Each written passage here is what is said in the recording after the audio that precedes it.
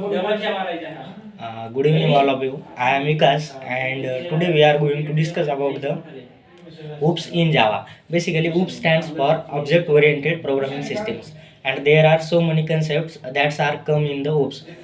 First, we will discuss about the classes and objects.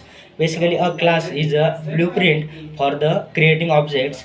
It defines the properties and the behaviors. Then methods that objects of the class will have, it serve as a template. Then second one is the object. Basically we can say that the object is an the instance of the class, and object is a real world entity. Then now we will discuss about the four pillar of the OOPS. First one is the encapsulation.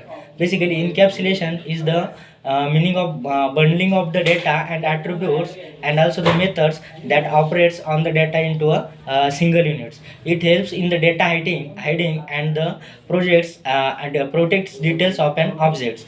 Then we will discuss about the access modifiers in the OOPS. Basically there are four types of the access modifiers. First one is the public, second one is the protected, third one is the default, and fourth one is the private. Now we will discuss in details one by one. Before that we should discuss about the polymorphism. Basically the polymorphism means many forms and is achieved through the method overloading and the method overriding. First one is the method overloading. The method overloading defining multiple methods and defining multiple method that have the present in the same class, but the structure but the arguments of the but the parameters of that method should be changed. Then we will discuss about the abstraction.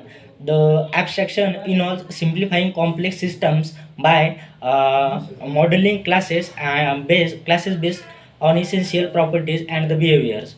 Then it hides the implementation details and the focuses on what objects does. Then abstract classes and interfaces are used to achieve the abstraction. Then interfaces. Basically an interface is a collection of abstract methods. It define a contract that implementing classes must there to it allows for multiple inheritance in Java. The interface keyword is used to declare an interface. Then association. Then there are the two concepts: association, aggregations, and the composition. The association means represents a relationship between two or more classes. It can be one to one, one to many, or many to many. It is a generic term that includes all kinds of the relationships. Then the aggregation, a special form of association where an object is composed of other objects, but it has a weaker relationship if is often described as a relationship.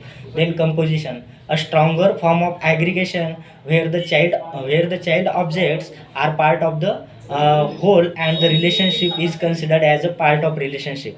Then access modifier.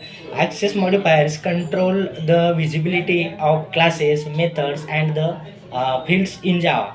Then public accessible from anywhere.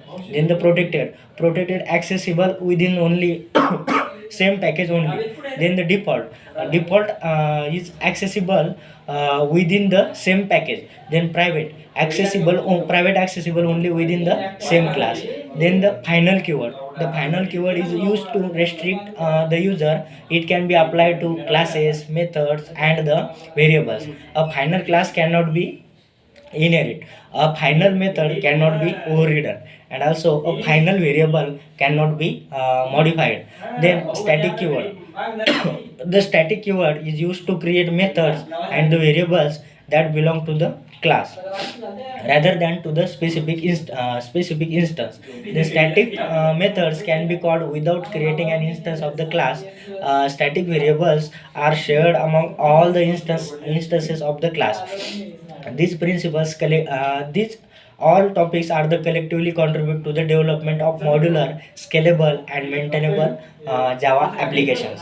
This is all about the OOPS concept. we already had discussed about the abstraction, inheritance, polymorphism, and the encapsulation. These are the four main pillar of the OOPS. This is from myself. Thank you.